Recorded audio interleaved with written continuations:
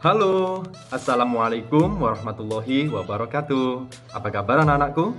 Semoga selalu dalam keadaan baik ya. Amin, amin ya robbal alamin.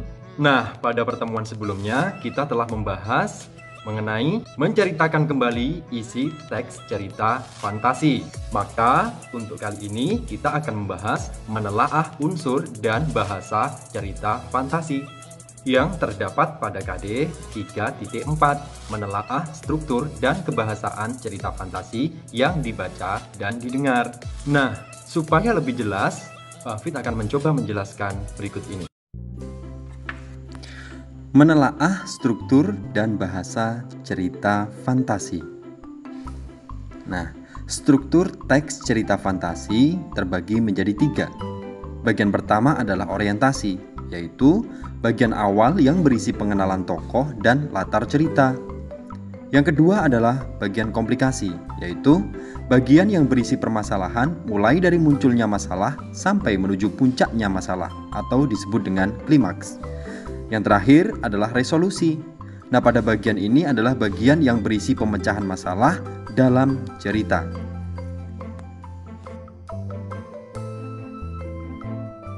Mari kita pelajari lebih lanjut. Pola pengembangan struktur cerita fantasi. Pada bagian pertama yaitu orientasi. Nah, pada bagian orientasi ini ada beberapa cara biasanya dilakukan oleh penulis. Yang pertama yaitu dengan menggunakan pola pengembangan dari deskripsi latar. Contohnya, 3 rumah bergaya kerucut menyambut mataku. Ketika aku memandanginya satu persatu, ternyata rumah itu memiliki model yang sama. Hanya satu hal yang membedakan ketika rumah itu, warna pintunya. Setiap pintu mengikuti gradasi warna seperti yang kulihat di custom color laptopku. Nah, itu tadi cara pengembangan yang pertama. Sekarang yang kedua, dikembangkan dari pengenalan tokoh. Contohnya, alien itu berhidung mancung. Dengan hidungnya yang menjulang, ia mengendus keliling. Sepertinya ia bingung dan mencoba mengenali tempatnya yang baru. Matanya yang sebesar biji kemiri berkedip-kedip, memamerkan matanya yang kehijauan. Aku tahu dia bukan manusia, tapi dia datang bukan untuk menggangguku. Itu cara pengembangan yang kedua. Sekarang yang ketiga, dikembangkan dari pengenalan konflik. Contohnya, kau harus membawanya kembali. Erza berteriak kalang kabut. Aku gugup, bingung, tak tahu apa yang harus kuperbuat. Sedangkan manusia dengan wajah tengah kera itu memandang sekeliling. Manusia purba itu menemukanku ketika aku menelitinya, dan tanpa kusadari ia mengikutiku. Manusia purba itu akan mati jika tidak kembali dalam waktu 12 jam.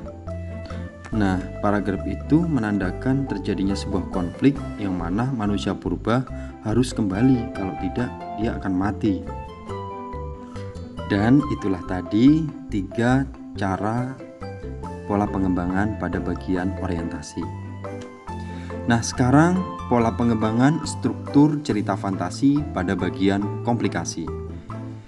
Di sini yang pertama dikembangkan dengan menghadirkan tokoh lain. Contohnya, tiba-tiba seorang alien yang baru berukuran lebih besar datang. Perutnya buncit dan bibirnya berwarna merah. Matanya merah. Alien berhidung besar itu tiba-tiba mengeluarkan cahaya merah dari tangannya yang membuat alien kecil kepanasan. Itu tadi dikembangkan dengan menghadirkan tokoh lain, yaitu si alien yang baru yang ternyata lebih besar. Nah, sekarang cara pengembangan yang kedua pada bagian komplikasi, yaitu dikembangkan dengan mengubah latar. Nah, ini masalah latar. Contohnya, laut yang tadinya tenang dan berwarna biru muda kehijauan bergelombang berbuih. Gerakan air itu menandakan sedang ada yang terjadi di dunia samudera. Aku harus memeriksa apa yang terjadi.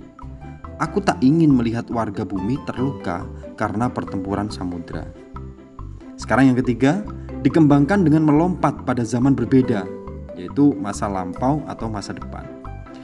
Di tengah saya asik mengamati candi, tiba-tiba bumi bergoncang dan blum. Saya terdorong ke sebuah tempat kemilau yang serba keemasan, baunya harum dan indah. Sebuah kerajaan megah ada di hadapanku. Nah, itu tadi merupakan perubahan dari masa kini ke masa lampau. Berikutnya, pola pengembangan struktur cerita fantasi yang ketiga, yaitu pada bagian resolusi. Yang pertama dikembangkan dengan lompatan waktu. Contohnya, 2 tahun kemudian, Varta telah sampai di galaksi Andromeda dan bertemu dengan Ozzy. Ia akhirnya menemukan saudaranya di planet yang berbeda. Perjalanannya tidak sia-sia. Nah, itu tadi contoh dikembangkan dengan lompatan waktu, yang mana dari lompatan waktu 2 tahun kemudian. Nah, sekarang yang kedua dikembangkan sebab akibat yang unik. Contohnya, setelah saya menyebutkan semua perilaku baik yang pernah saya lakukan, pintu terbuka dan tanpa kuduga saya sudah berada di depan meja belajarku. Akhirnya Doni bisa kembali ke dunia asalnya. Nah, itu tadi dikembangkan dengan sebab akibat, di mana kalimatnya yaitu setelah berperilaku baik akhirnya pintu terbuka dan Doni bisa kembali ke dunia asalnya. Nah, sekarang yang ketiga dikembangkan dengan surprise atau sebuah kejutan. Di sini contohnya, Putri Candi menguap. Putri terbangun dari 3 tahun tidur panjangnya. Nah, di sini hal yang membuat terkejut atau surprise adalah Putri terbangun dari 3 tahun tidur panjangnya. Nah, itu tadi pola pengembangan struktur cerita fantasi, mulai dari orientasi, komplikasi, sampai pada resolusi. Selanjutnya kita akan membahas teks cerita fantasi yang berjudul Belajar dari Gajah Mada. Dan di sini saya akan membacakan teks cerita fantasi tersebut. Begini ceritanya. Contoh teks cerita fantasi. Belajar dari Gajah Mada.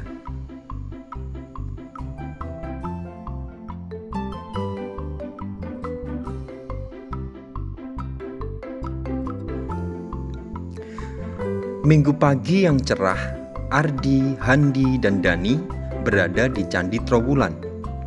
Mereka merupakan siswa pilihan dari sebuah SMP yang sedang melakukan tugas pengamatan untuk karya ilmiah remaja. Di tengah keramaian orang yang sedang berwisata, mereka sibuk menyelesaikan laporannya. "Tolong!" Tiba-tiba terdengar suara Handi berteriak minta tolong. Dani dan Ardi yang berada tidak jauh dari tempat itu segera berlari menghampiri. Betapa kagetnya mereka berdua melihat Handi berada di sebuah lubang dan hanya kelihatan tangannya. Dengan refleks, Ardi dan Dani menarik berusaha menolong Handi. Tapi, terdengar teriakan keras dan mereka bertiga terseret masuk ke lubang itu. "Di mana kita?" Ardi bertanya sambil menatap tembok sekelilingnya yang memancarkan kemilau keemasan. "Tempat apa ini?" Handi dan Dani bertanya hampir bersamaan. Tiba-tiba di hadapan mereka muncul laki-laki bertubuh kekar. "Kalian bertiga saya panggil untuk menemui leluhurmu." Laki-laki tegap itu berujar dengan penuh wibawa ketika anak itu terbelalak. Siapa Bapak?" Sambil gemetar, Handi memberanikan diri untuk bertanya.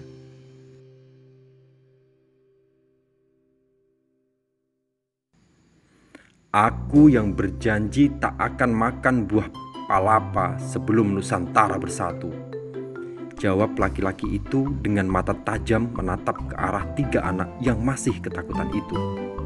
Gajah Mada. Suara ketiganya seperti tercekat. Ya, benar, akulah Gajah Mada yang sejak muda berusaha keras berlatih untuk menjadi orang berguna.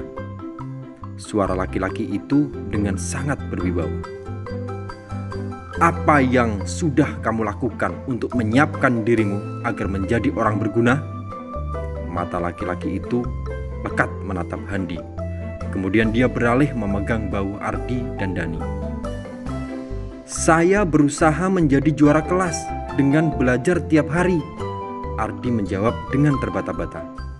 Saya belajar tiap malam sehingga saya selalu ranking 1 di sekolah, Handi menyaut.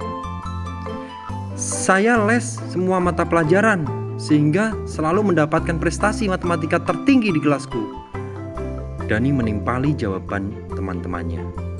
Belum cukup, kalian semua harus menambahkan jawaban lagi dengan benar untuk dapat dikembalikan ke tempat semula. Laki-laki itu semakin mendekat.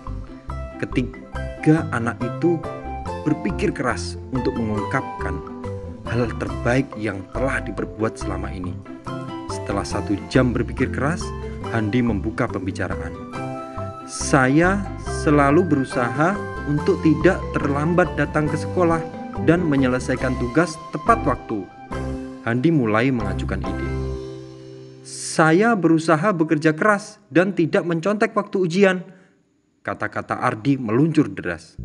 Saya mendengar teman yang berbeda pendapat dan meresponnya dengan santun. Dani bertutur dengan lancar.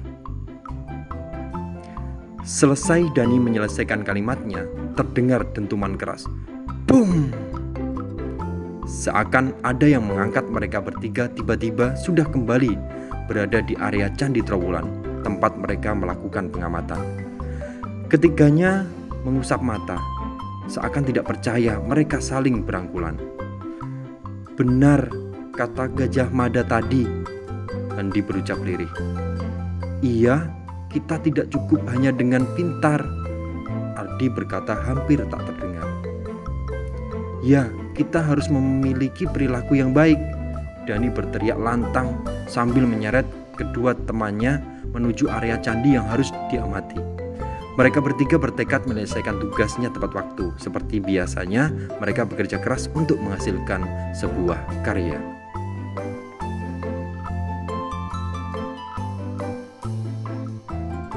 Nah, itu tadi anak-anak teks cerita fantasi yang baru saja Pak Afid baca.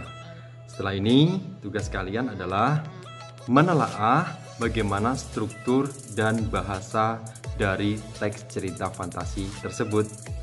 Selamat belajar!